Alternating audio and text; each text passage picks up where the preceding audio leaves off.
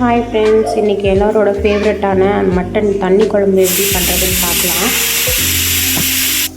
கடாயில் ஆயில் ஊற்றி அதுக்கு தேவையான ஸ்பைசஸ் எல்லாமே போட்டுக்கலாம். அரிசி, சோம்பு, பட்டை, கிராம்பு, லவங்கம், அதுக்கப்புறம் மிளகு இதெல்லாம் போட்டு நல்லா பேஸ்டாட்டம் அரைச்சி தனியாக எடுத்து வச்சுக்கணும். ஏன்னா இது தான் நம்மளுக்கு டேஸ்ட்டு கொடுக்கும். சின்ன வெங்காயம் போட்டால் இன்னும் குழம்பு நல்லா என்ஹான்ஸ் பண்ணி கொடுக்கும். கெடா விருந்துலலாம் சமைப்பாங்க தெரியுமா? எனக்கெலாம் சின்ன வயசுலேருந்து இந்த கெடா விருந்துலலாம் எல்லோரும் சமைக்கிற மாதிரி சமைக்கணும்னு ஆசை.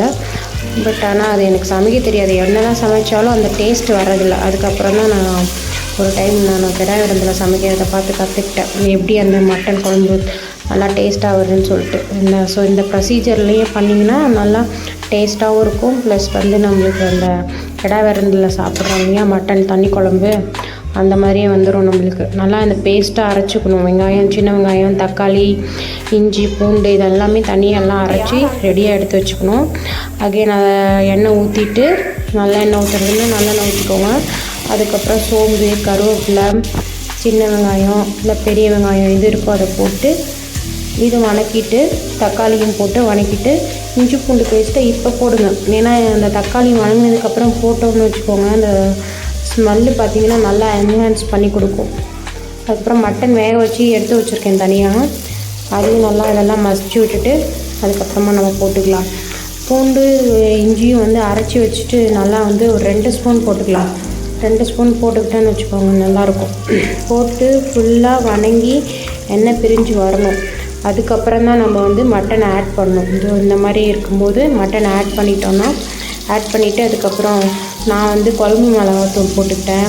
அப்புறம் வீட்டிலே குழம்பு மிளகாத்தூள் ஆல்ரெடி அரைச்சி வச்சுருக்கேன், அந்த மிளகாத்தூள், அப்புறம் மல்லித்தூள், அதுக்கப்புறம் பார்த்திங்க அப்படின்னா கொரியண்டர் பவுடர் போட்டதுக்கப்புறம் நம்மளுக்கு ட்ரை சில்லி பவுட்ரு, மஞ்சள் பவுட்ரு எல்லாம் போட்டு மிளகாத்தூள், அப்புறமேட்டுக்கு கரம் மசாலா லைட்டாக, ஏன்னா ஆல்ரெடி நம்ம ஸ்பைசஸ்லாம் போட்டுக்கோம் இல்லையா, அதனால் எல்லாமே கொஞ்சம் கொஞ்சமாக போட்டுக்கிட்டேன். நிறைய போட்டோம்னா ஒரு மாதிரி அந்த ஃப்ளேவர் நல்லா இருக்காது. அப்புறம் வீட்டில் அரைச்ச குழம்பு மிளகாத்தூள் இதுவும் போட்டு நல்லா மட்டனை நல்லா ஃப்ரை பண்ணி எடுத்துகிட்டு, அதுக்கப்புறம் நம்ம ஆல்ரெடியே ஃபஸ்ட்டு ரெடி பண்ணோம் இல்லையா பேஸ்ட்டு, அந்த பேஸ்ட்டையும் நம்ம போட்டுக்கலாம். அந்த பேஸ்ட்டு போட்டு நல்லா தேவையானக்கு ஏற்ப தண்ணி நிறையாவே சேர்த்துக்கோங்க. தண்ணி நிறையா சேர்த்தா தான் நல்லாயிருக்கும், டேஸ்ட்டாக இருக்கும். பார்த்திங்கன்னா அந்த பேஸ்ட்டையும் போட்டுட்டு தண்ணி நல்லா அந்த கப்லேயே 2 கப்பு ஃபுல்லாக தண்ணி ஊற்றிக்கிட்டேன். நல்லா மிக்ஸ் பண்ணிவிட்டு நெக்ஸ்ட்டு அதெல்லாம் நல்லா மிக்ஸ் ஆகி நம்மளுக்கு அந்த எந்த ஸ்மெல்லுமே இல்லாமல் இருக்கும். நல்லா ஃப்ளேவரபுளாக இருக்கும். ஏன்னா நம்ம சோம்பு, பட்டை இதெல்லாம் போட்டு அரைச்சிருக்கோம் இல்லையா, ஸோ அதனால் அந்த ஃப்ளேவரபுளாக நல்லா வாசம் கொடுக்கும் குழம்பு. இந்த டைமில் புளி ஊற்றிக்கோங்க. நான் புளி ஊற்றுவேன். ஒரு சிலர்லாம் புளி ஊற்ற மாட்டாங்க. எனக்கு புளி ஊற்றினா தான் பிடிக்கும். அதனால் நல்லா புளி இந்த எண்ணெய் பிரிஞ்சு வரும்போது புளியை ஊற்றிடணும். புளி ஊற்றிட்டு இந்த மாதிரி இருக்கும் தண்ணி குழம்பு. நீங்கள் இதை சப்பாத்திக்கு, இட்லிக்கு, ரைஸுக்கு எதுக்கு வேணாலும் வச்சு சாப்பிட்லாம். நல்லா டேஸ்ட்டாக இருக்கும். நல்லா கொதித்து வந்ததுக்கப்புறம் கருவேப்பிலை, கொத்தமல்லி போட்டு இறக்கிட்டு நம்மளுக்கு ரைஸில் வேணால் சூடான ரைஸில் போட்டு சாப்பிட்லாம்.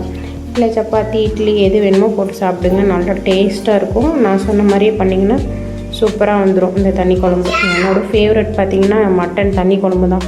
சூப்பர் டேஸ்ட்டாக இருக்கும். நீங்களும் ட்ரை பண்ணி பார்த்துட்டு நம்ம சேனலில் நிறைய பேர் பார்க்குறீங்க, சப்ஸ்கிரைப் பண்ணி விடுங்க, லைக் பண்ணுங்கள், ஷேர் பண்ணுங்கள். Thank you all.